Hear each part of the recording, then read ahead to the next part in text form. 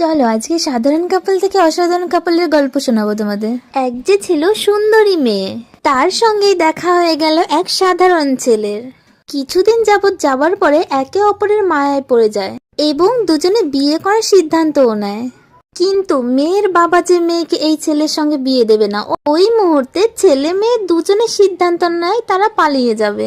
ছেলে মেয়েটাকে বিয়ে করে নিয়ে বাড়িতে চলে আসলো এবং বাড়িতে হলো তুমুল ঝামেলা। ছেলেটা তখন ছিল বেকার, এটাই ছিল তার সব থেকে বড় অপরাধ। ঝামেলা অশান্তি সবশেষে দুজনে দুজনের মতন সাধারণ জীবনযাপন শুরু করে, মানে ছোট্ট সংসার।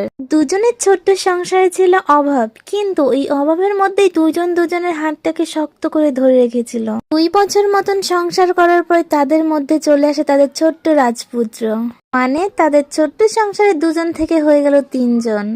রাজপুত্র হবার পরে তারা হয়ে গেল দুইজনে বাবা মা, আর বাবার মাথায় হয়ে গেল প্রচুর চিন্তা, এক কথায় যেটাকে বলে দায়িত্ব বেড়ে যাওয়া।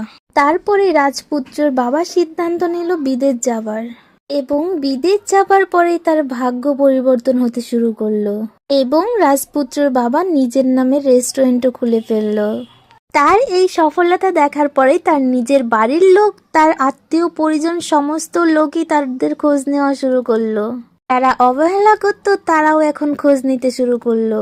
আর আজকে ছিল তাদের 16তম বিবাহ বার্ষিকী। 16 বছর আগে এই অসাধারণ ছেলেটা সাধারণ ছিল বলে তাকে কেউ 2 পয়সারও মূল্যায়ন করেনি, কিন্তু আজকে দেখো এই ছেলেটার পাশে হাজার হাজার মানুষ থাকে।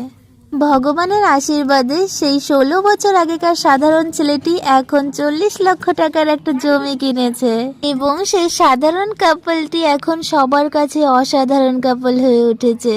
তাই আমি সকলের উদ্দেশ্যে একটা কথাই বলবো, যে মানুষের খারাপ পরিস্থিতি দেখে তাকে বিচার করো না, তাকে অসম্মান করো না। কে বলতে পারে আজকে যার খারাপ পরিস্থিতি কালকে তার ভালো পরিস্থিতি হতে কতক্ষণ। সবাই খুব ভালো থেকো, আর দাদা আর বৌদির জন্য সবাই আশীর্বাদ করো।